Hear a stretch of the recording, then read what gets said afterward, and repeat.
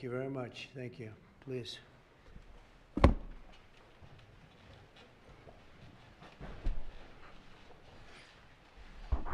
it's a great honor to have all my friends here. It's like Old Home Week. What a job you're doing. And thank you very much for that. We want to begin by thanking the people that have done such a great job at the White House. They have been doing really incredible work during a shutdown. I don't even know if they're supposed to be working, but they wouldn't miss a day. So I just want to thank everybody for that very much.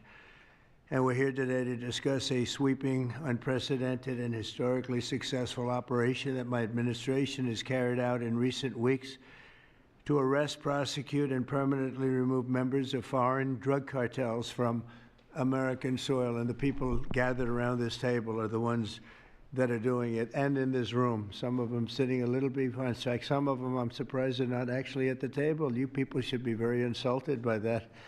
But you've done a great job back there. On my first day in office earlier this year, I signed an executive order to officially designate the drug cartels and savage transnational gangs as foreign terrorist organizations. It was my honor to do so. And on that same day, I also signed an order directing the creation of the Homeland Security Task Force to bring together all federal, state, and local partners to achieve the national policy goal of eliminating the cartel presence in America once and for all. And the results are, and it's early, and the results are spectacular. Led by ICE and the FBI, this task force includes the Department of Justice, the Department of War, DHS, the intelligence community, ATF, the DEA, the U.S. Marshals, and the state and local agencies in every part of our country. Other than that, we don't include too many people. That's a hell of a group, isn't it, huh? When you think of it. That's not a group you want against you. Certainly not at one time. In addition to the task force members, we're pleased to be joined by representatives of law enforcement at every level, the highest level, actually, but every level, including National President of the Fraternal Order of Police, Patrick Yos. Where's Patrick? Patrick, thank you, Patrick. Thank you for the endorsement, too. That really hit it off. I would have gotten 98% anyway, but it was still good to have your endorsement. Thank you, Patrick. I don't forget those things. President of the National Sheriff's Association, Chris West. Chris? Thank you, Chris, very much. Great, good job. Major Cities Chief Association Executive Director, Laura Cooper. Laura? Thank you, Laura, very much. Major County Sheriffs of America Executive Director, Megan Noland. Megan, thank you. Thank you very much. And President of the National Border Patrol Council, my friend, and a very good speaker, by the way. Whenever he gets up and speaks, I say, that guy can really speak. I don't know. I don't want him to run for office. I want him to stay where he is. Paul Perez. Paul? Thank you, Paul. Where is Paul? Hi, Paul. What are you doing over there, Paul? Good job. Good speaker you are, though, Paul. I mean it, too. You've made some incredible speeches, and all from the heart, too, right? Some great ones. Today, you'll hear details from my national security and homeland security teams about the extraordinary historic achievements of this new Homeland Security Task Force since it became fully operational last month in all 50 states. The job they're doing. What we inherited from this past administration is like disgraceful. In a matter of weeks, the task force has made the largest number of arrests of cartel leaders, operatives, and gang members in American history, more than 3,000 and counting. That includes members of the ultra-violent New Generation Cartel, the Sinaloa Cartel, the LNFM Cartel, MS-13 Cartel, and you know MS-13, the gang, and Tren de Aragua, another beauty. That's a group of real garbage we have to deal with, that we shouldn't have to deal with. These are, in addition to the massive numbers of dangerous criminals my administration arrested nationwide since January 20th, numbering over 120,000. It's a record, and 120,000 criminal arrests. Thank you very much. Unfortunately, for 4 long years before I took office, the last administration allowed the cartels and their operatives to frankly take over our country, to freely infiltrate America and all the communities nationwide, along with transnational gangs, these groups have unleashed more bloodshed and killing on American soil than all other terrorist groups combined. These are the worst of the worst. It should now be clear to the entire world that the cartels are the ISIS of the Western Hemisphere, in addition to their monstrous violence, such as cutting off heads, burning their enemies alive, and burning innocent people alive, too, by the way. The cartels control large swaths of territory. They maintain vast arsenals of weapons and soldiers, and they use extortion, murder, kidnapping to exercise political and economic control. Thank you very much, Joe Biden, for allowing that to happen. Biden surrendered he just surrendered our country to the cartels. Don't worry, it gets better. We're taking it back. It's really fast at levels that nobody's ever seen before. But what we had to put up with, what we inherited, was just a disgrace. And while Biden was president, if he was president, I think the Autopen was president, not Biden, nearly 100% of those who infiltrated our southern border did so because they were personally approved. They admitted they were just what happened, assisted by the most dangerous and violent criminal organizations anywhere on the planet. The worst people on the planet they allowed into our beautiful country. Under the Trump administration, we're finally treating the cartels as the core national security threat that they really are. The cartels are waging war on America, and just as I promised in the campaign, we're waging war on them like they've never seen before. All you have to do is turn on your television and you'll see what's happening to them. Past administrations have tried to mitigate this threat, and our objective is to eliminate it. We're not mitigating, we're eliminating. We're getting them out. The bad ones we're putting in prison. We hate to do that because that means we're stuck with them for 50 years or more.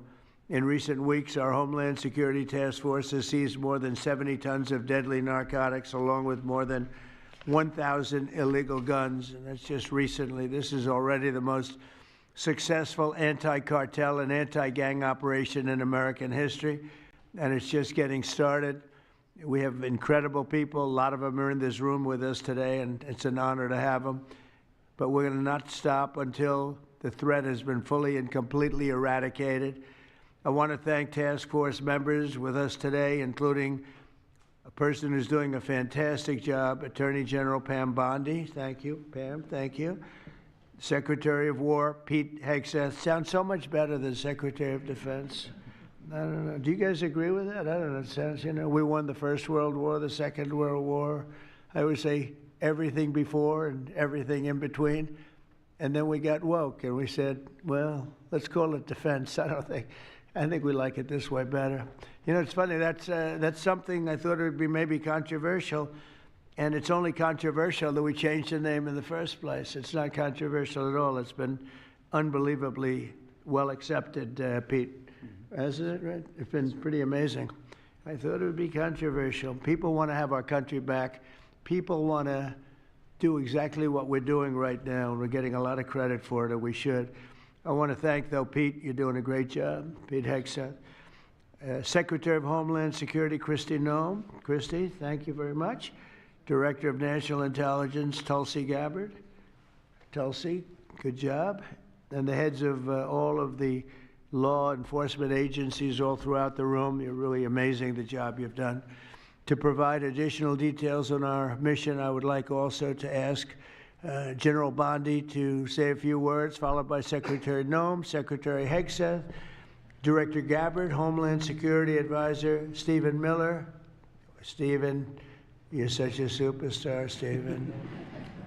They called Stephen the other day a very bad name, and I said, you should sue them, Stephen. I think he will. I hope he does. FBI Director Kash Patel and Deputy Attorney General Todd Blanche. And I just want to say it's an honor, the job we're doing, and these people are doing absolutely incredible. I'll just add a couple of things. In Memphis, as you know, where the numbers are down in half already, and it's only been about 2 weeks. You're doing a fantastic job there. Thank you. Incredible. Nobody thought it was possible. It was really it was a very sick city. It was horrible what happened there. People would go from, if you're on the board of FedEx, they would ride you 1 block to the hotel. They said you couldn't walk it because it was too dangerous. and they're already feeling better about it. But the best example right now is Washington, D.C. We went from one of the most unsafe places in the planet, I hate to say, but in this country, to a totally safe city. Nothing's crime-free, I guess, but this is about as close to crime-free as you're going to get. And you guys have done an incredible job with that. Every one of you have worked so hard on this one. And it's our nation's capital. And people would go to the nation, they'd go from, I always say, Iowa, Indiana. They'd go from Florida, they'd come up, they want to see the monument. I want to see the Lincoln Memorial. I want to see one of the monuments, any one of them, and they'd go home in a coffin. But not anymore. It's not happening anymore. We haven't had that happen in a long time. It was averaging more than one a week, one person a week. Who would think that's possible? And it hasn't happened anymore. And we have a safe city. We have a city where the restaurants are booming. People are going out. Nobody's being mugged, hit over the head with a baseball bat. None of the stuff is gone. We took out 1,700 criminals, many of them career criminals, many of them given to us by Joe Biden and his ridiculous open borders policy. They came in from jails from all over the world, not just South America, from all over the world. Jails, they came in from mental institutions and insane asylums all over the world, drug dealers, and we got them the hell out of here. They're either that, or if they're so bad, as I said before, we put them in jail because we can't take a chance that they come back. But I want to just say that Washington, D.C. is such an example of what could be done. And now the same thing's happening in Memphis. We're just halfway through the process, and already the numbers are far superior, far better than what we would have thought at this time. And Chicago, I just saw the number. Last week, it was last weekend, 4 were murdered, 11 were shot. And then I have this guy Pritzker's very weak governor. Let me be nice. I'm going to be very nice. He's extremely weak. He's pathetic. I have Pritzker get up and say how great they're doing in Chicago. They're doing very poorly. So 4 were murdered, 4, 11 were shot. I would say, and that was not a bad week for him, okay? That was not a bad week. He's had somewhere 18 or 19 were murdered. And you know what his excuse was? Yeah, but that was a long weekend, okay? Can you believe it? He said that was a long weekend. He's bad. And the mayor is worse. I mean, that mayor is worse. Low IQ, very low IQ. And we don't need low IQ people. We need people that are going to take care. And I love Chicago, and I love those beautiful women. Black women, beautiful women wearing MAGA hats, and they're all over the place in Chicago. They want protection. They don't care if it's the National Guard, if it's the Army, Navy, Coast Guard, Marines. They'll take Space Force, okay? Space Force, send them in. They just don't want to be mugged, killed, raped, shot in the head, and we stop it. So we're going to be given a very special we're going to give Chicago very special care. As you probably know, maybe you heard, we were going to do a big surge in San Francisco, but I got a great call from some incredible people, some friends of mine, very successful people. Mark, everybody knows him, and Jensen, everybody knows Jensen, NVIDIA, and others called me from San Francisco. And they said, we're working really, really hard with the mayor, and we're making progress. Would it be possible for you to hold off the surge? And I had 4 or 5 calls, and I think they're making progress of their own. That would be the greatest. I mean, if they could do that, that'd be great. And they have great competence in those people. I mean, incredible competence, some of the smartest business leaders. And they're working very well with the police department. They're doing a good job. So we are holding off that surge, everybody, and we're going to let them see if they can do it. I said, I think we can do it much faster. I know we can do it faster. I think we can do it better than anybody. We can take criminals out that they're not going to know about, and probably they don't have the legal authority maybe to do what we can. But I'm okay with it, and we're going to let San Francisco, has the potential to be, it was a great, great city, has the potential very quickly to be a great city again. And these are the companies that are there that are all working, and those are the people that asked me, could you do away with the surge, and let's see how it works. And we'll do that. If we need to, we'll do it. But it's possible that we won't need to, and we will be focusing on other places like Chicago, and we'll have Chicago taken care of very quickly. But just remember, 11 people shot, 4 people murdered, okay? And that was this weekend, and that was Chicago. And then you'll see Pritzker get up and talk about, well, we have it under control. They don't have it under control. Just the opposite, it's getting worse. So we'll take care of, as soon as we give the go-ahead, which is all I have to do is give the go-ahead. We won the big court case the other day on the National Guard. That was a good case. Same thing with Portland, speaking of that, because that's where we won it. But, I mean, I looked the other night, Saturday night, Portland is like burning to the ground, and these people are saying, it's just friendly stuff. The whole place is burning to the ground. So we'll take care of that one. That's like an insurrection more than it is anything else. That's crazy. Portland's crazy. And then you listen to these radical left people talking about it's really okay. You're seeing things. You're really seeing things. So we're going to take care of Chicago. We're going to take care of Portland. We're going to take care of Memphis. We're proud of D.C. There's nothing to take care of anymore, but we're not going to let it ever go bad. It's never going to happen again, our nation's capital. And with that, I'm just going to tell you that Pam Bondi has done a fantastic job. And Pam, would you say a few words, please? Thank you, President Trump, and thank you for your leadership. And this is all about collaboration. And around this table, I'm looking around this table, we all work so well together. I don't think another administration in our nation's history has worked so well together. We talk constantly, Secretary Noem, Tulsi, Pete, constantly, but also all of our agencies working hand in hand, and that's why this is so successful. And these people around this table are working 7 days a week, 24 hours a day, even though the Democrats have tried to shut down the government. Terry Cole, I'm laughing because you're around the clock, you're all over the world. Director Patel, you're unstoppable, what you're doing around this country. Gowdy Serralta, U.S. Marshal, Rob Sakata and Dan Driscoll wearing your ATF hats. Rob, I was on the texting, Todd Blanche and I were on the texting you at 1 a.m. on cases. I mean, that's how committed all of these people are to just keeping all of our citizens safe. And that's what it's all about. And this project is the brainchild of Stephen Miller. And you are doing so much to keep our citizens safe, our kids safe, and get these drugs off our streets. Like the mayor of San Francisco and I are going to be meeting on fentanyl in a few weeks and working hand in hand on that. Secretary Noem spoke to him. But the results of this last month have been historic. As the president said, in the last month, think about this, 3,200, more than 3,200 violent gangs and drug dealers have been taken off the streets. Off the streets. Now, Director Patel and all of these agencies have also been working so hard on getting the leadership. But we are getting all the gang members off the streets and the drug dealers, Sinaloa, CJNG, MS-13, and more, TDA. 91 tons of drugs have been seized as a result of this task force. We tried to put this in perspective for you. This would be filling 4 18-wheelers, 4, all the drugs just in the last month that have been taken off the streets. 58,000 kilos of cocaine.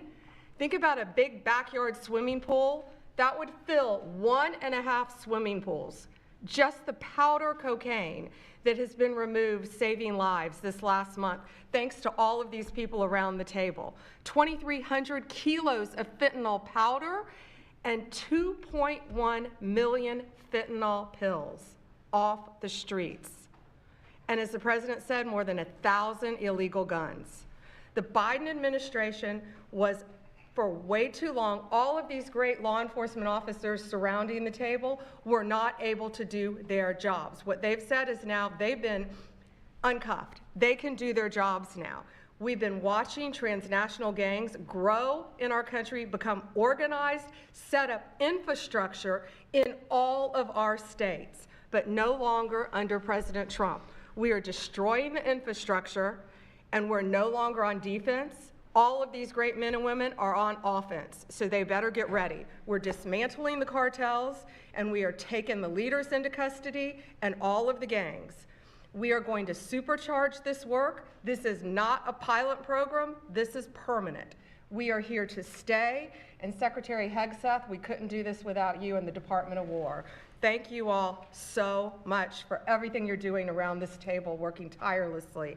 And President Trump, thank you for giving them the ability to do it. Thank you very much. Thank you. Mr. President, since the year 2000, we have lost over 1 million Americans to drugs, to overdoses, to these cartels that have proliferated that kind of a disease on our people and have gone to war with our next generation of Americans. When you signed the executive order that was protecting the American people from invasion, what you did is that you took these cartels and gangs that we've known for decades and you declared them to be what they really are, and that's terrorists. You declared war on them, and you didn't say we were just going to fight them. You said we are going to destroy them. And everybody around this table is so honored to be here to work with you to destroy these terrorists that have been killing Americans for years and getting rich off of it. I'm so proud of the work that was done just in the September surge. You referenced that earlier. We had over 400 operations that went down in those first 43 days of the Homeland Security Task Force in operations that brought, as Pam referenced, 3,200 terrorists to justice, got them off the streets. Sir, we also have had over precursors and chemicals that were brought in. We've had the work at the southern border. We've got Border Patrol here at the table with you. Fentanyl has been cut down by 50% coming into this country over our borders. We've continued to work not just nationally, but internationally and on our maritime borders as well. The ICE agents that have so much violence against them and threats against them, sir, they get up every day ready to work with this task force to be able to keep people safe. And then we've got Coast Guard, who's been doing just a ton of our incredible interdictions out on the seas and the waters in cooperation with operations that you've targeted in the Caribbean with the Department of War. And sir, I just want to thank you for the leadership you put at this table, for your cabinet members, for Stephen Miller, for putting this in place to make sure that what you did when you consolidated the Homeland Security Task Force, you took 1,000 other task forces that were already established in the federal government and you streamlined them into this room, into this group right here, so that we can look at each other in the face every day and say, what's our problem? How do we address it? How do we fix it? And then we go to work together with our arms linked to do exactly what you told us to do. And that's not just protect the American people from invasion, but to kill these terrorists. You gave us the task to eliminate them, destroy them, so that they can't destroy the next generation of Americans. So thank you, sir. Thank you for the people you put around this table. Thank you very much. That's a great job. Thank you. Pete? Yes, sir. Well, thank you, Mr. President, for your leadership. Chief, likewise, Tulsi and Todd and Dan and Pam and Christy and Stephen and Cash. I mean, I could go around the table. From the Department of War, we are thankful and grateful for the incredible effort that your agencies put in. And we could not be more proud to stand shoulder to shoulder with you, not superficially, not kind of over here, but front and center on the Homeland Security Task Force, right there with you. Because our department has spent over 2 decades defending other homelands, and we're very proud to be defending our own. And if you talk to the troops down, say, on the southwest border, Mr. President, morale is sky high and continues to be, because they're proud to be defending their own communities, their own state, and their own country. So when that executive order was signed, the mission was clear: protecting the American people against invasion. And so the Department of War went straight to the southwest border. We still have 10,000 troops there. We have national defense areas. We're standing alongside the Border Patrol, and we've locked that border down, 100% control of the southwest border. You stop the invasion. And then we're proud to be going on the offense, counter-cartel operations. And it's not counter-cartel, as was mentioned. These are designated terrorist organizations, foreign terrorist organizations. Our generation spent the better part of 2 decades hunting Al-Qaeda, hunting ISIS. Well, as the president said, this is the ISIS, this is the Al-Qaeda of the Western Hemisphere. They intimidate, they terrorize, they extort, they poison the American people. The president's right. Every boat we strike is 25,000 Americans whose lives are saved because of the drugs that were headed in our direction. So our message to these foreign terrorist organizations is: we will treat you like we have treated Al-Qaeda. We will find you, we will map your networks, we will hunt you down, and we will kill you. And you've seen that evidence in the maritime domain, whether it's in the Caribbean or in the Pacific with the last 2 strikes. We know exactly who these people are. We know what networks they work with, what foreign terrorist organizations they're a part of. We know where they're going, where they originated from, what they're carrying. And they know we know. And that will soon start to change the calculus of these boats. So the critique of this is, of course, as often is the case, wrong. We know our authorities. It's locked tight. And we're going to treat them like foreign terrorist organizations on the offense. So the Department of War is not going to degrade or just simply arrest. We're going to defeat and destroy these terrorist organizations to defend the homeland on behalf of the American people, making the jobs of law enforcement safer in the process, making the communities of Americans safer in the process. We think it's a very core mission of the Department of War, and we're proud to be here, Mr. President. Thank you very much, Pete. Thank you. Tulsi, please. Yes, thank you, Mr. President. The key reason that you are hearing about these incredible effects is, number one, the team that you've assembled here and the leadership and the tone that you have set, first and foremost, about keeping the American people safe. The intelligence community plays a critical role in being able to support our law enforcement at the federal, state, and local level to make sure that they are armed with actionable intelligence to be able to actually go after those who threaten the safety and security of the American people.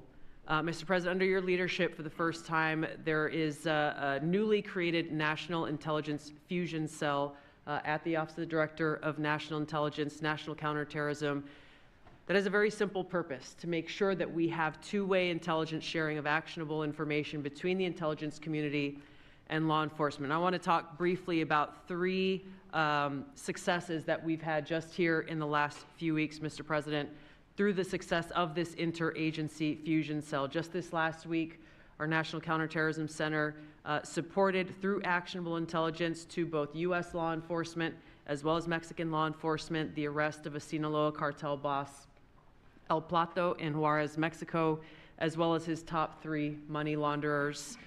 In a separate and recent successful interagency operation, NCTC worked closely with the U.S. Marshals Service that led to the arrest of another dangerous Sinaloa cartel member responsible for tracking huge amounts of cocaine and hundreds of thousands of dollars in this single incident with drug proceeds through his network.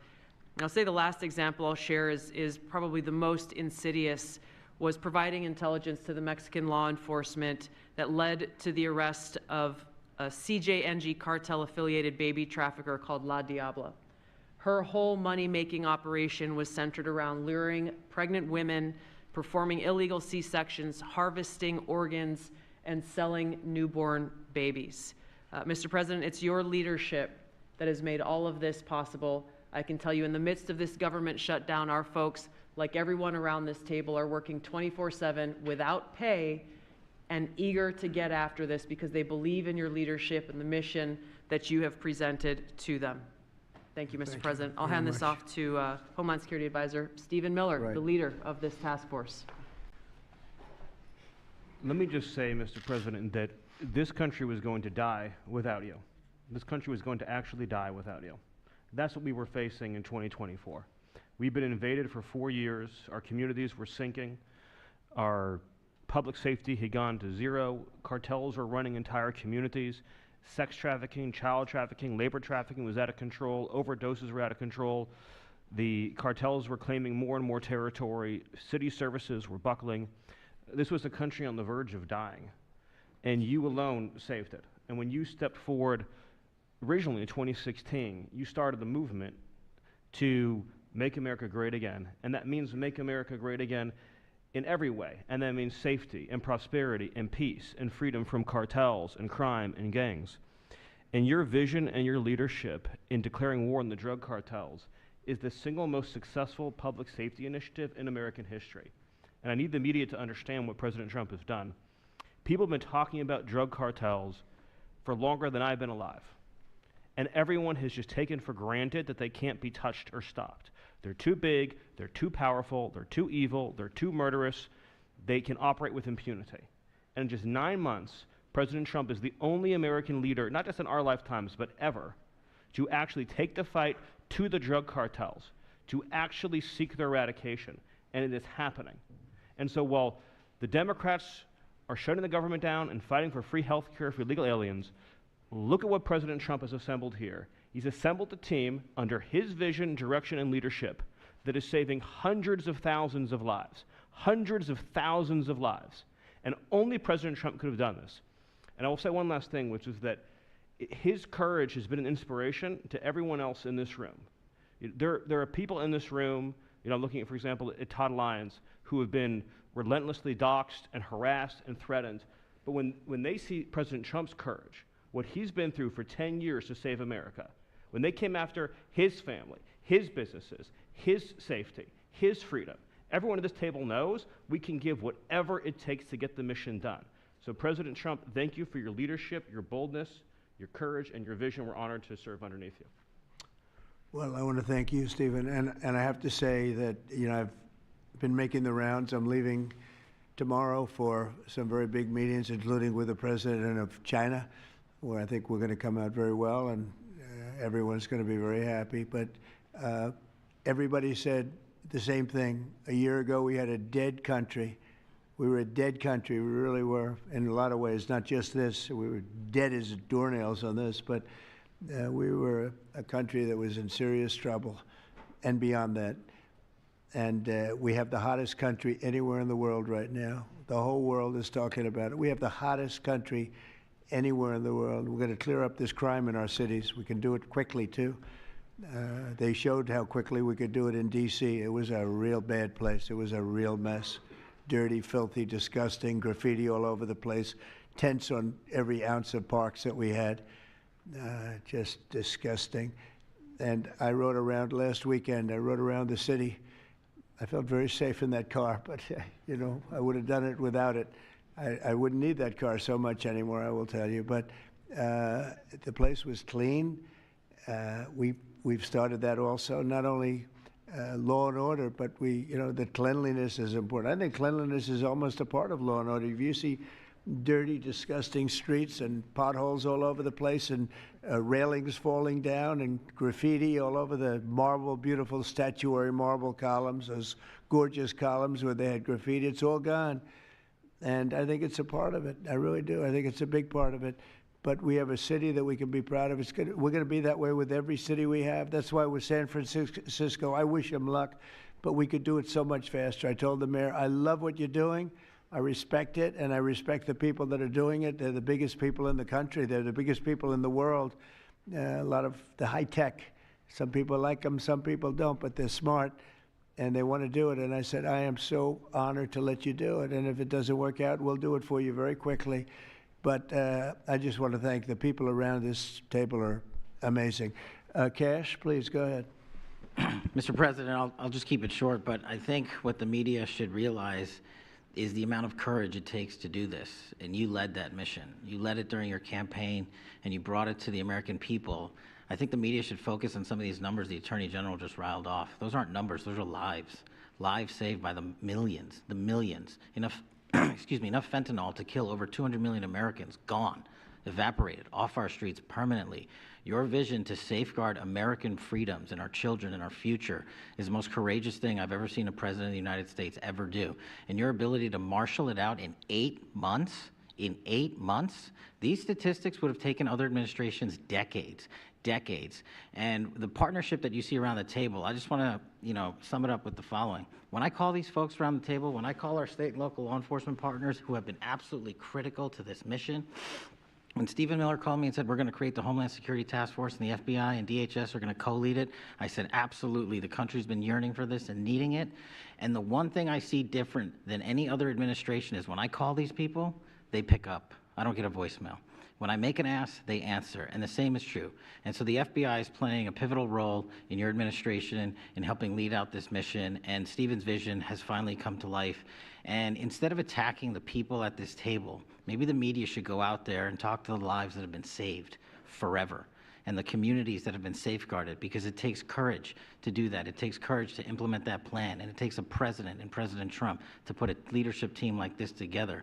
We are actual friends, and I know the media doesn't want to call us that, but we do that. We do hang out. We do work together. It's a 24/7, 365 mission that doesn't turn off, Mr. President, and as Stephen said, we're inspired by your leadership, and this country's thankful for these 8 months, and I can't wait to see what the next 4 years looks like. Thank you very much. Thanks, Cash. Great job. Todd, please. Thank you, Mr. President.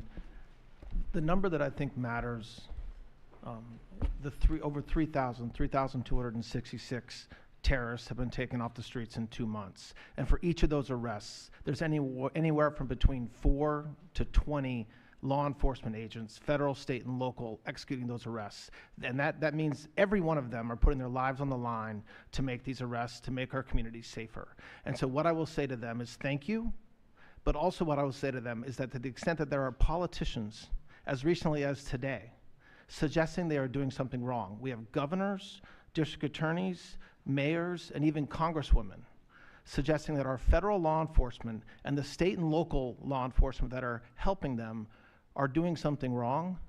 That is disgusting and something that we will not tolerate. That every day Attorney General Bondi and I talk with all of our partners, making sure that they know that if any one of our federal agents, our state or local agents working under the HSTF banner are even touched by any of these terrorists or rioters, they will be prosecuted to the fullest extent of the law. When politicians aid these terrorists by trying to give them comfort or protection or suggesting that somehow our men and women are doing the wrong thing, same problem. We will not tolerate it, Mr. President. So thank you to all of our state and local men and women that are helping us, and our federal law enforcement officers that are literally putting their lives on the line every single day. We will always protect you. Thank you, Mr. President. Thank you very much, Todd. A really good job you're doing, too. Thank you. Any questions maybe pertaining? Mr. President. How about pertaining to this for a little while? And whoa. Would you have any questions of these incredible people? Mr. President. Mr. President. Yeah, go ahead, please. Go ahead. Thank you. Mr. President, thank you. Good to see you. If I could just ask both of you, including Secretary Hegseth, there's reporting the U.S. just sent B-1 bombers near Venezuela to ramp up some military pressure there. Is that accurate, and can you tell us more about that mission? No, it's not accurate. No, it's false. But we're not happy with Venezuela for a lot of reasons, drugs being one of them, but also they've been sending their prisoners into our country for years under the Biden administration. Not anymore. We have a closed border. We had actually nobody for the last 4 months, I guess 5 months. They say they report nothing. They report zero. I don't know if that can be possible, but we'll accept it, right, fellas? But we have closed borders. We have people coming into our country, but they only come in legally. We have the strongest borders we've ever had. We might have the strongest borders of almost any nation right now. And that's a big difference from what it was 2 years ago when everybody was pouring in. But we're very unhappy with Venezuela because of what they've done. They've emptied their prisons into our country. Nobody can do that. Only a stupid person would have accepted it. And that's what we had running our country, very stupid people. So we're not happy with Venezuela, I will tell you. Yeah. Mr. President. Mr. President. Thank you, President Trump. Yeah, you okay? Yes. On fentanyl. We're going to lose Sorry it. about that. On fentanyl, we have President some Trump. good medical help right over there. That's all right. On fentanyl, according to CDC data, nearly 330,000 Americans died over the past 5 years from fentanyl. That's 1 in every 1,000 Americans who died. It's more than that, but it's all right. Yes, it's I more. know you think it's even more. I'll be discussing that with President Yes, Xi. so that's actually my question. I figured it was. I was wondering, since it mostly comes from China and has caused such carnage in the U.S., what are you going to say to convey the seriousness? And also a second question for you or Secretary Hegseth. Is there any evidence that China is now smuggling fentanyl through Venezuela to bypass U.S. and Mexican port controls? They are doing that, yes. But they are paying right now a 20% tariff because of fentanyl. That's billions and billions of dollars that they're paying. We're actually, on November 1st, the tariff on China goes to 157%, which is record-setting territory. And we don't want that because it's not sustainable for them. They can't sustain that. We don't want them to have to go through that. So I'm meeting with President Xi, and I would say we have some big issues, like with the farmers and various other things. But the first question I'm going to be asking him about is fentanyl. And if you think about it, they make $100 million. Think of this. They make $100 million selling fentanyl into our country, $100 million. They lose $100 billion with the 20% tariff. So it's not a good business proposition. It's $100 billion approximately that they have to pay. It's a big penalty to make $100 million. So I think they want to do something. They want to put it on the list. It's on the list. It's one of the things we're talking about, and I'm putting it right at the front of the list. So they pay a very big penalty for doing that, and I don't think they want to be doing it. And we'll see what happens at the end of next week, because I'll be meeting next week, as you know, along with we're stopping in Malaysia, we're stopping in South Korea, we're stopping in Japan. I'm meeting with President Xi actually in South Korea. So it'll be the first thing on the list. Yeah, please. Yes, Mr. President. On the drug boats, sir, has there been any discussion about capturing one so that you can show the amount of narcotics? We know everything about them. Yeah, Jennifer. We know everything about them. We know where they're coming from, who they're coming with, generally who's in the boat. I'll let Pete discuss it a little bit, but they have incredible intelligence. And, you know, usually when you see 5 engines, I've never even seen that before, but when you see 5 engines on a boat going about 65 miles an hour, loaded up with white powder in silver cases, generally speaking, that's not a good sign. They're not going fishing, right? And you don't see any fishing rods, right? So, Pete, I'll let you discuss that a little bit, please. Well, yes, sir. Likewise, generally you don't see fishing in submarines either, sir. So the U.S. military, as I mentioned, nobody better in the world at mapping networks, identifying who's connected to who inside terrorist organizations. It's just the media is used to hearing that when it pertains to Afghanistan and Iraq and ISIS and Al-Qaeda. But if you reframe how you understand the world in our own hemisphere, that's exactly what these foreign terrorist organizations are. And so we will track them, we will map them, we will network them, and we will hunt them and kill them because they're trying to and they are killing and poisoning the American people. And inside that, we have all the license necessary, all the authorities necessary to take these kinetic strikes, and we'll continue to take them. And we've been, you know, just to add, because I think it's important, we've been capturing them for years. You know, it's not like, gee, let's capture one. We've been doing that for years. For 25 years, we've been doing it. Not at a level like we're doing it now. I mean, just with the hits we're hitting, but we have much more intensity than any administration's ever had. But we've been capturing these boats for years, and they get back into the system, and they do it again and again and again, and they don't fear that. They have no fear. The thing I can tell you right now, it's very hard to find any floating vessel right now on the Pacific or in the Gulf, and I would like to call it by its official name, the Gulf of America. Another little triumph of the Trump administration. I said for years, I said, why do we call it the Gulf of Mexico? It's 93%, the shoreline is 93%. All right, so I never understood that, so I made that change. I never realized how easy that was going to be, other than, I guess, AP fought us in court, and the judge said, but that's the name. And actually, they were sort of semi-prohibited from even covering us after that. It was pretty amazing. But we have the Gulf of America, and there are very few boats, very, very few boats, not even fishing boats, to be honest. I don't want to do that to the fishing industry, but it's been so effective. And our sea drugs, as they call them, they use the term sea drugs, the drugs coming in by sea, are like 5% of what they were a year ago, less than 5%. So now they're coming in by land, and even the land is concerned, because I told them that's going to be next. You know, the land is going to be next.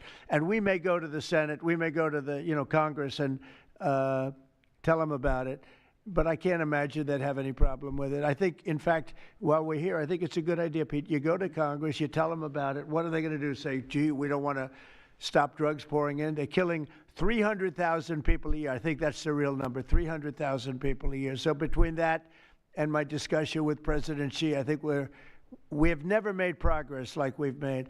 The sea drugs are almost dead, and they can't come in that fast from the land.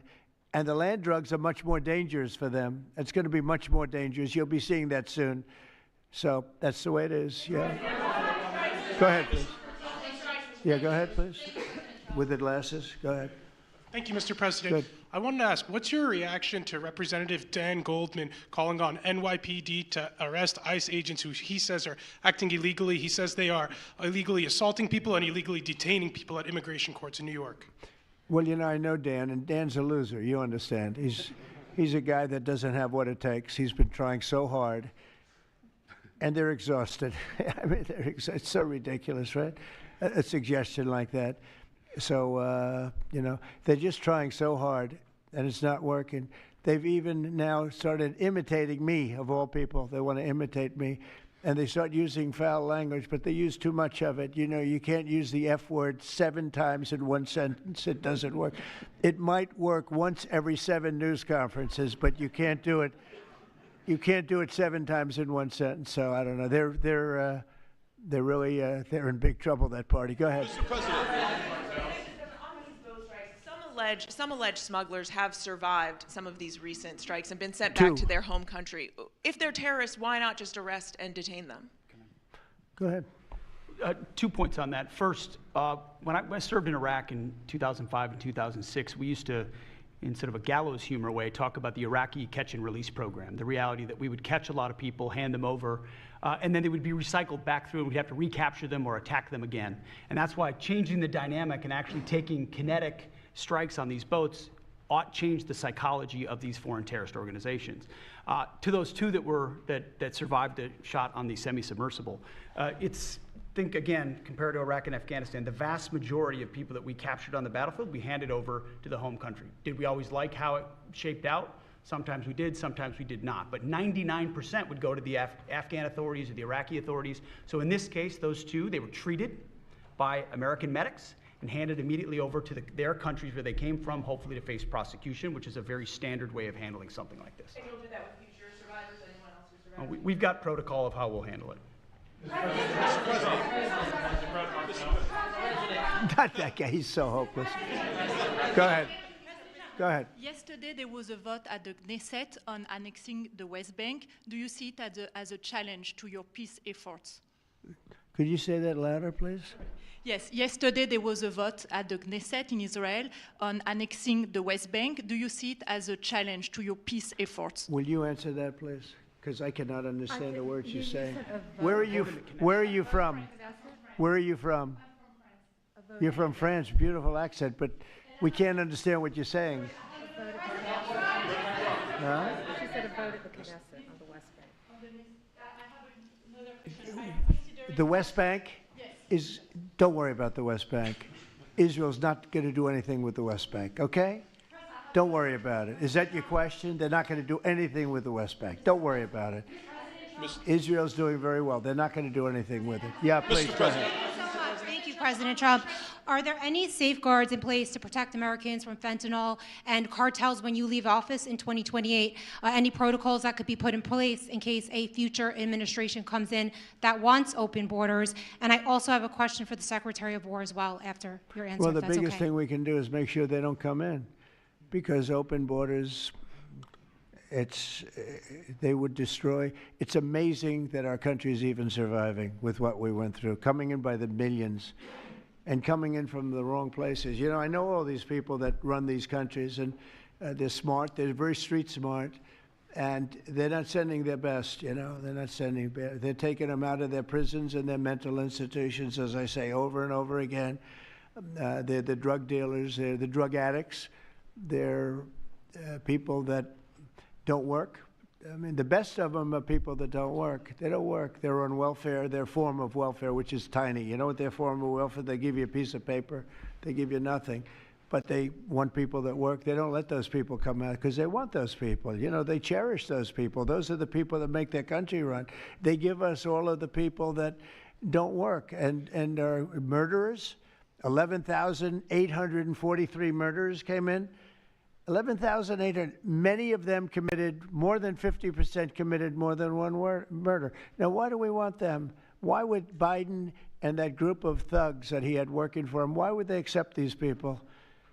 Why would he accept? Nobody understands it. You know, they say maybe they wanted the vote, but I did great with the Hispanic vote, but these are people from all over the world. Why would they do it? So one question, no matter what I do, I can't, you always like to know the opponent. You have an opponent, what are they getting at? And usually you can. Why would they allow 20 million, maybe 25 million people into this country, almost all of which, but most of which should not have been allowed into our country? It's one of the great enigmas. What they've done to this country should never be forgotten. In history, should never, ever be forgotten. And now it looks like we're going to have a communist mayor in New York. That'll be a lot of fun. But remember this, they have to go through the White House. Yeah, please, go ahead. Today you pardoned the founder of Binance. Can you explain why you chose to pardon him? And did it have anything to do with his involvement in your Which one? family's... Who is that? The founder of Binance. He has an involvement in your own the family's recent crypto one, yes, business. I believe we're talking about the same person, because I do pardon a lot of people. I don't know. He was recommended by a lot of people. A lot of people say that, are you talking about the crypto person? Yes. A lot of people say that he wasn't guilty of anything. He served 4 months in jail, and they say that he was not guilty of anything, that what he did, well, you don't know much about crypto. You know nothing about nothing, you fake news. But let me just tell you that he was somebody that, as I was told, I don't know him. I don't believe I've ever met him. But I've been told by a lot of support. He had a lot of support. And they said that what he did is not even a crime. It wasn't a crime, that he was persecuted by the Biden administration. And so I gave him a pardon at the request of a lot of very good people. Mr. President. Yeah, please. Yes, Daniel. President, thank you so much. This is the kind of question I like. Yeah, right here. the numbers from this task force are jaw-dropping. I wanted to know, this is a question for you and both Stephen, since it was said this is your brainchild. What are the lessons to be learned from the success of the task force, and what are your continued goals with this task force now that you have about 3 years left? Well, the best thing we have going is we have such talent around this table. I could go over every one of these men and women, and we have unbelievable talent. They've got the naturals, you know, like somebody that hits a baseball or a golf ball or a, you know, that you see more, it's more evident. It's beautiful because it's sports. You can tell somebody right away, are they good or are they not? These people are the most talented people at what they do. And when we started talking about this, Stephen and all of us, it seemed so easy. What is surprising to me is how quickly we can straighten out a large city, a big city, a mean city, a city that's sick, that got very sick with guns all over the place, with bullets shooting all over, where you take your life in your hands if you go out and buy a loaf of bread. That's not America. That's not our country. And those people don't care how you do it. They just want it done. They really do. You know, when you go to the people in the street, they don't know. Is it National Guard? They just want it done. They want to be safe. And we've gained a great following of Americans, real Americans, people that want to be safe. But I think the biggest thing we say is we have tremendous talent. We were able to recognize, like a football team, like a baseball team, we were able to recognize the talent. And the talent is largely in this room for the whole country. It's largely in this room. There's really nothing like it. And that's why I think we had D.C. done, not perfectly, but pretty much done, at least normalized in 12 days. When you say would you say 12 days? On the 12th day, it felt different. And you know, we took a lot of bad people out, never to come back again. Then most of them never to come back again. But there's great talent, and there's also great courage. I've been watching what goes on. And then you have the radical left lunatics, and what's that all about? I mean, they're fighting us because we want to stop crime. Where do these people come from? They're paid money. I guess they're paid a lot of money.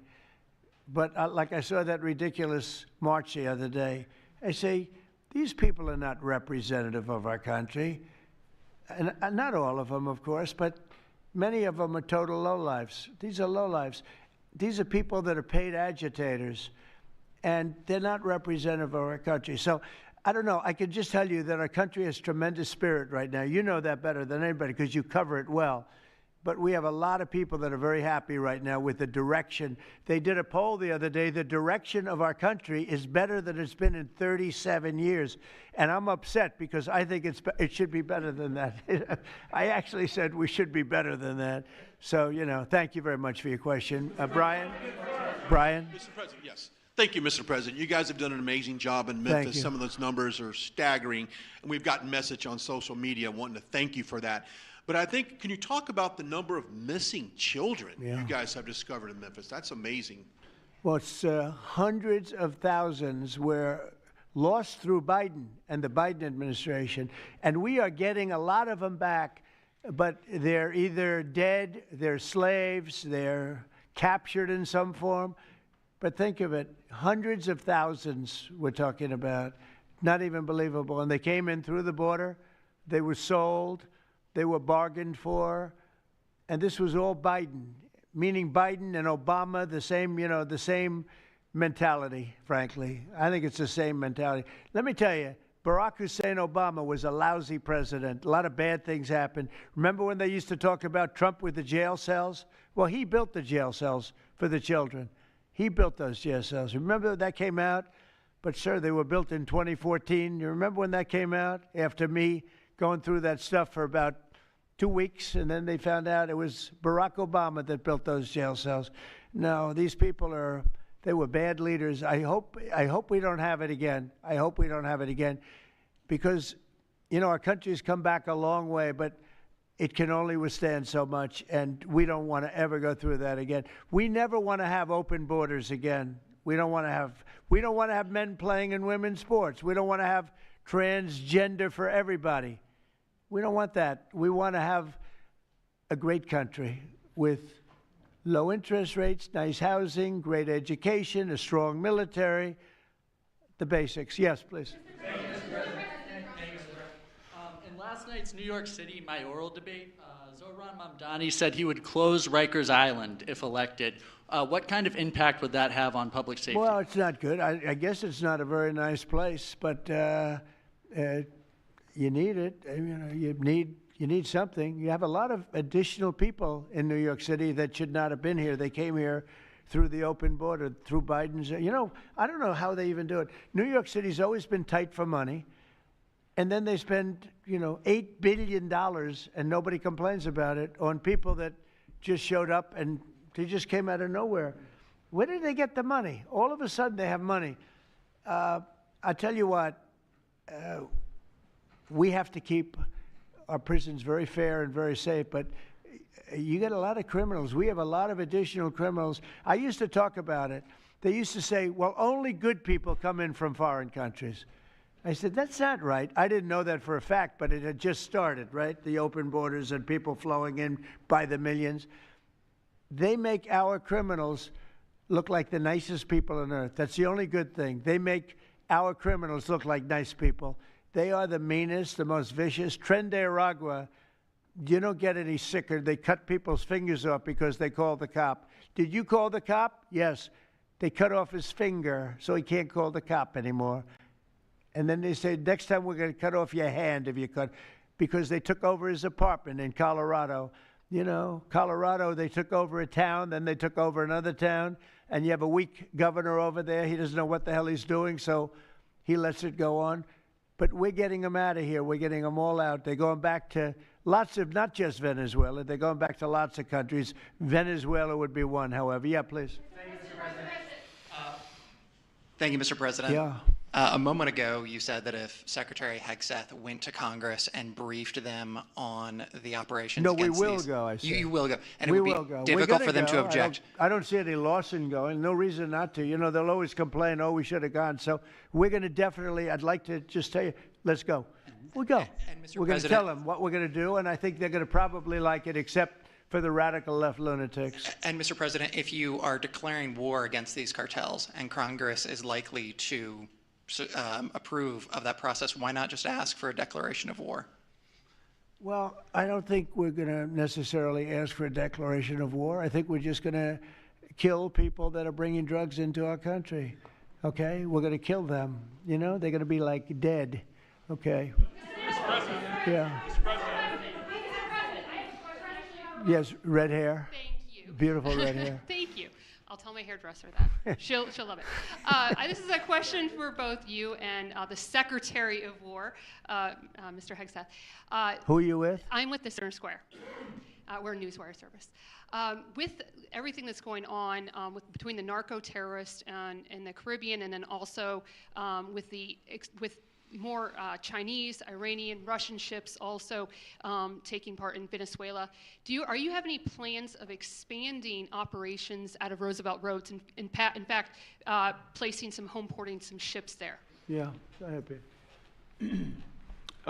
We're familiar with the location that you're referring to, and we'll make sure that we're properly displaced in order to deal with the contingency we're dealing with there, and also any ways in which other countries would attempt to be involved also. So we can walk and chew gum. We're definitely keeping our eyes on near-peer adversaries at the same time, but we think sending a message on these cartels, these narco-terrorists, is an important inside our hemisphere, which for far too long, other presidents, as the president pointed out, they've ignored our own backyard and allowed other countries to increase their influence here, which only threatens the American people.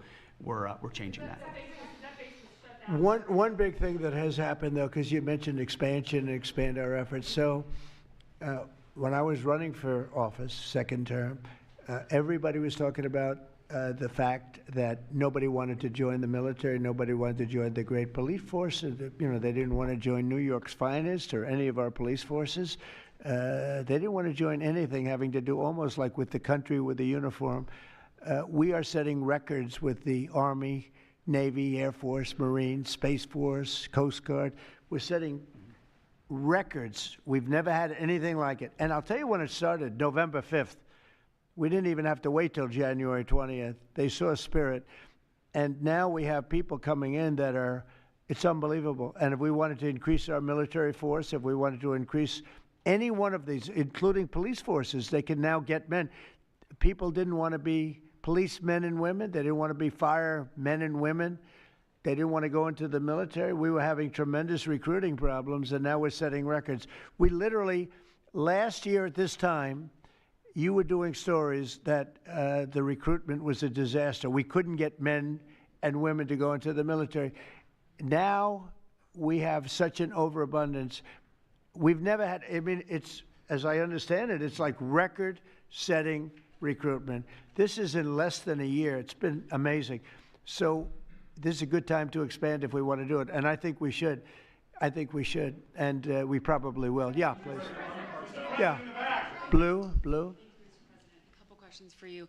First for you and Secretary Hegseth. Is the administration supportive of sending National Guardsmen to cities for the express purpose of aiding deportation and immigration enforcement efforts? To expand deportation efforts? Sending National Guardsmen to U.S. cities for the express purpose of aiding deportation and immigration enforcement efforts. What we've done so far is stand alongside federal law enforcement in every way, facilities and personnel, but also we have a great deal of lift inside the military. We're able to move assets in a way that no other aspect of the U.S. government can. And so where we can rapidly assist with mass deportations, we have been happy to do that. And then one more question, if I may. Is the administration at all supportive of potential measures to crack down or regulate or even ban apps that track ICE agents' locations? What do you mean by that? Like specific apps that are used to track the location of ICE agents? I guess we'll do that. I'm not a big app guy. I'm not into that too much. I think Pam might be it. Let's go. Yes. Give me a good answer there. Yes. These organizations, President Trump, are coming in and their apps to track our federal law enforcement officers, and it jeopardizes their lives, where they're going to be, their location. And we've actually been working really well with the tech companies who have been cooperating because they don't want our law enforcement officers to get injured. So yes. Well, I mean, I see it with ICE, where they're having, where they define where they live, who they are. And, I didn't have a big view on the mask, but I now understand why they should wear masks. I think it's very dangerous for them not to wear masks. They can do whatever they want. I notice some do it and some don't, but it's pretty dangerous. But when you look at, you talk about that question, I think it's very dangerous, and I think you're coming down on that very hard, right? Yeah, please. Sir, Mr. President. Go ahead. Thank you, sir. When you were running for re-election in 2024, you released a video statement where you made this exact promise to show no mercy on the cartels and employ every military asset necessary to combat them. In that same video, you also said that you plan to expose all the bribes and corruptions with politicians and the cartels. We're doing that. Has your we're task trying to force do been that. looking into that in American politicians? Yeah, where the money's coming from. Because you see it. like even that garbage deal they had this weekend, which was embarrassing to them, and the crowds were much more, the crowds were not big. Those crowds were not big at all. But when you look at signs, and they're all made beautifully, the yellow signs, I saw the yellows, the blues, but they're all made professionally in a printing shop, looks like on Madison Avenue someplace. Some guy is paying for all that stuff. And we don't mind protest. Protest is a good thing. I protest. I'm always protesting, right? But when you see some of these people are going crazy. They're going crazy because they're getting paid. Because there's no reason for them to be going crazy. But you watch some of them, and they're professional agitators, and we are finding out who's paying them. Yeah, we have a lot of information about who they are. You're going to be very surprised when you find out. And I have a question for Secretary Hegseth. Sir, a memo circulating on social media details the establishment of a National Guard response force that's going to be trained in crowd control and civil unrest and deployed in all 50 states by April of 2026. Can you verify the authenticity of that memo, and do you have any more information on the operations? I'm not going to answer particulars on something that may be in the planning process, but we definitely do have multiple layers of National Guard response forces, whether it's in each state, whether it's regionally, whether it's Title 10 active duty, whether it's Washington, D.C. We've got a lot of different ways that constitutionally and legally we can employ Title 10 and Title 32 forces, and we will do so when necessary.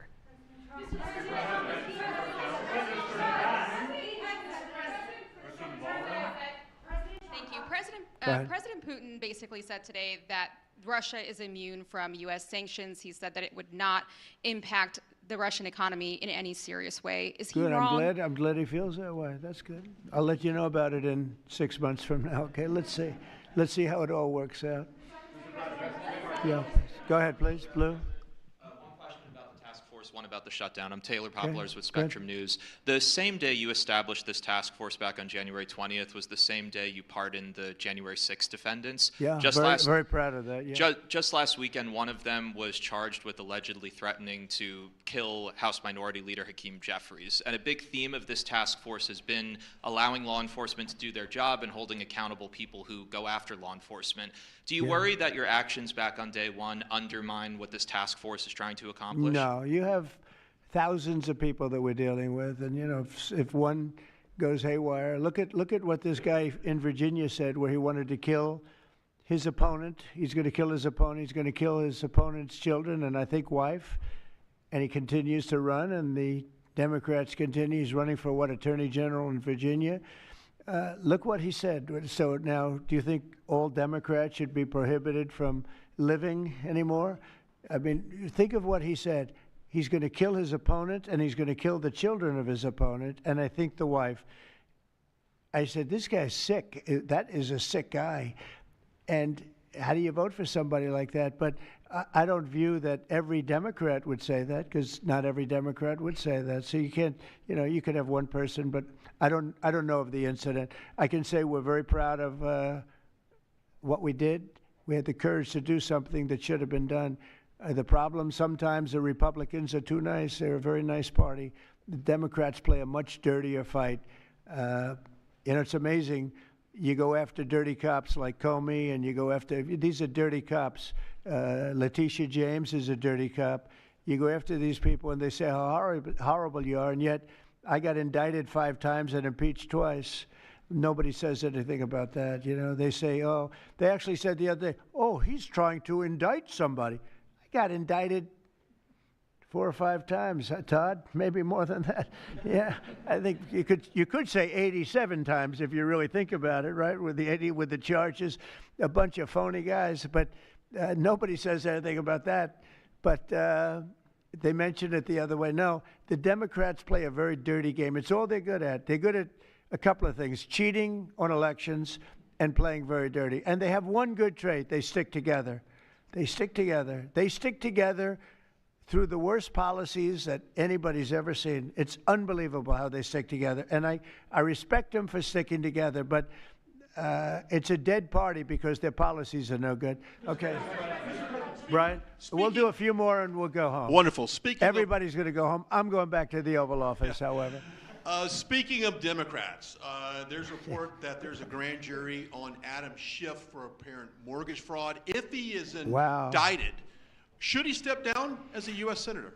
Well, you know, I'm not going to comment on that. I would just say Adam Schiff is one of the lowest forms of scum I've ever dealt with in politics. He's a horrible human being, very dishonest person. I have no idea what's going on. You tell me that he's going to be indicted. I don't know. You could ask Pam. I don't know if she could say it. Probably you are allowed to say it, but I wouldn't know about that. I can only tell you he's a very bad.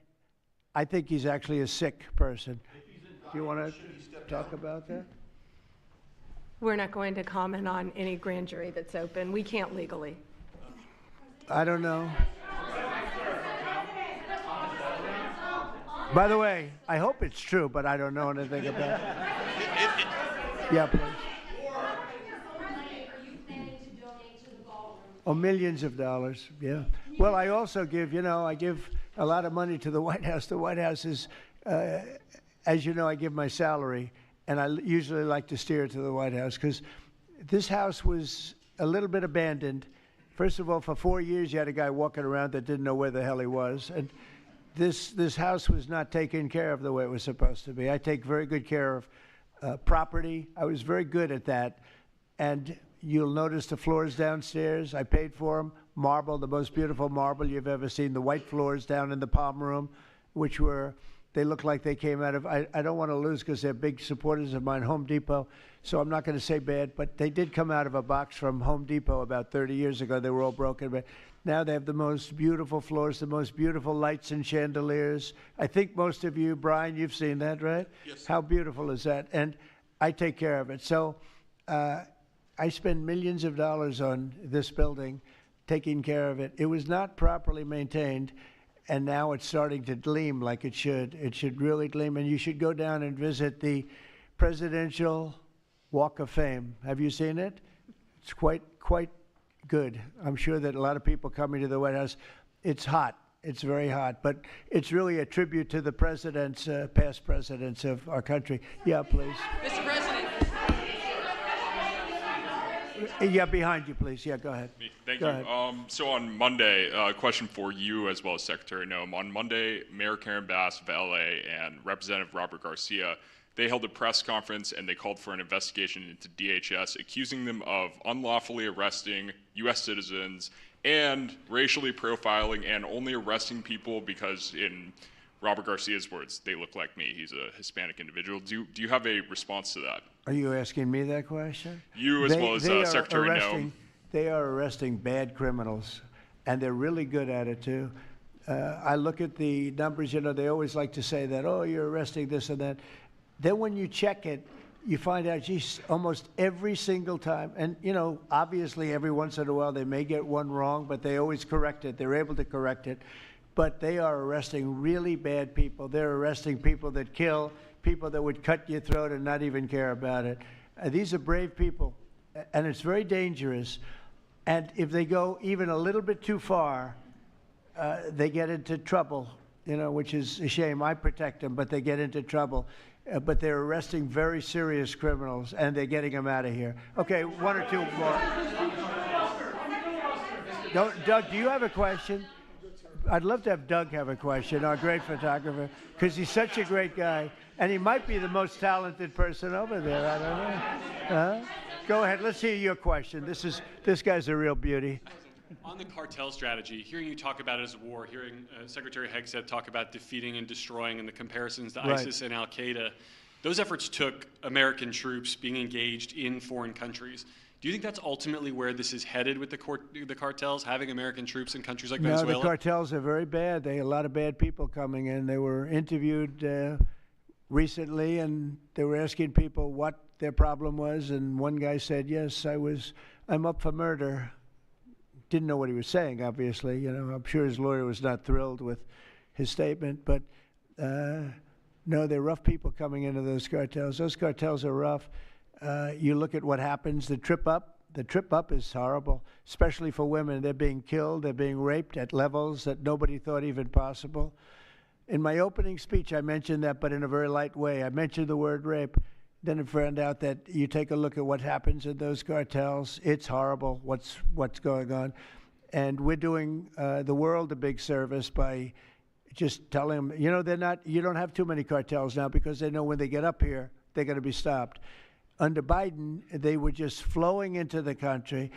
It didn't matter what you were, where you came from, what you looked like, what your record. They didn't check records. Millions of people came into this country that should not be in our country right now. We've gotten a lot of them out. It's the single biggest problem that we were given. Inflation, I've already taken care of. Economically, the country is the strongest it's ever been. Thank God for tariffs. If we didn't have tariffs, we'd be a third world nation. But thank God for tariffs. We're the richest nation in the world now because of tariffs. And we're able to economically protect ourselves, and we're able to really protect ourselves from a national security, situation. But we have cartels that, somebody came up with the word cartel. I won't tell you who that person was, but you got a lot of bad people in the cartels. And you could look at a country like Mexico, and I really respect the president. I really respect a lot of the people over there, but a lot of the leadership. But they are in fear in their own country because those cartels are running those countries, okay? And that includes Colombia. Colombia is a drug den. It's a drug den, and it has been for a long time. You got a lousy leader over there right now, bad guy, a thug. But they make cocaine at levels that we've never seen before, and they sell it back into this, and they're not going to get away with it much longer. We're not going to put up with it much longer. Colombia is very bad. Mexico is run by the cartels. I have great respect for the president, a woman that I think is a tremendous woman. She's a very brave woman. But Mexico is run by the cartels, and we have to defend ourselves from that. Go ahead. Let's go with you. Go ahead. Let's listen to this beauty. Shutdown by the time you return from your trip to Asia? Do I expect to have it resolved by the time I return? I don't know. I said long ago we shouldn't have been in this problem. This was September 28th. It came due in Biden's regime, and before the election, September 28th, and they pushed it off into the future. And I was running when they did that. And when you're running, but I did say, what the hell are they doing? That and debt ceiling. They also pushed the debt ceiling past the election date, so that would mean the next president has it. But I did say that I think the Democrats have gone totally crazy, and you don't know what they're going to do because they don't care about the people. They don't. I really think they have no leadership. They have a lot of very low IQ people. Jasmine Crockett is a low IQ person. A lot of them are. I don't want to insult too many of them, but a lot of them are. They have no rudder. I don't think they know what they're doing right now. They've never done this before. They always agreed to go and, called an extension. Let's do an extension and talk. Even today, look at what happened today. They don't want to pay the people that have worked. And, this was supposed to be this was a test. And they wouldn't pay the people that have been working. They said, no, we don't want to pay them. This is all the Democrats.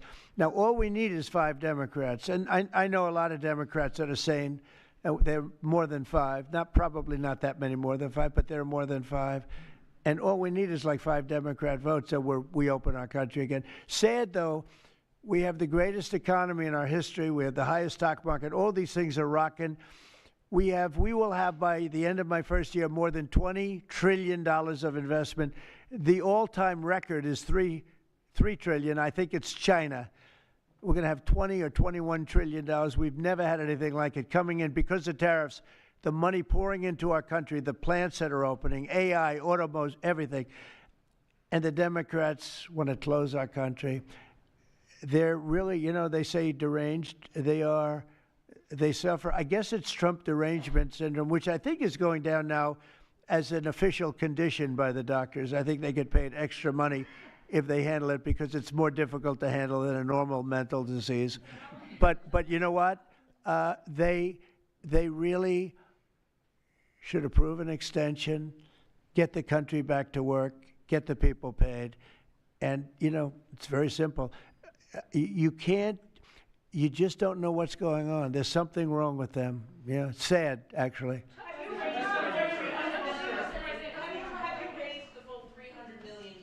fund your, have you raised the full $300 million needed to fund your ballroom? And how much specifically are you donating to this construction raised, project? I think, $350 million. All donor money and money that we put up. We've raised, it's going to be, it's going to cost right in the neighborhood of $300 million. It's been expanded and made absolutely, it'll be the most beautiful ballroom anywhere in the world, I think. And how much specifically are you donating to it personally? How much am I donating? I won't be able to tell you until I finish, but I'll donate whatever's needed, I'll tell you that. Do I have a name for the? I won't get into that now. Yeah, go ahead, please. Without their first full paychecks, federal workers. By the way, a friend of mine, talking about donors, a friend of mine, a man that's great, I'm not going to use his name unless he lets me do it. Susie can tell you about this, but he called us the other day and he said, I'd like to contribute any shortfall you have because of the Democrat shutdown. I'd like to personally contribute any shortfall you have with the military, because I love the military and I love the country, and any shortfall, if there's a shortfall, I'll contribute it. And today he sent us a check for $130 million. I would love to tell you he doesn't really want the recognition, if you want to know the truth, but he gave us a check for $130 million, which was sort of a shortfall, yeah. And that's going to go to the military, yeah. Is that the correct number? $130 million. That's what I call a patriot. Okay. Thank you very much, everybody. Thank you. Thank you.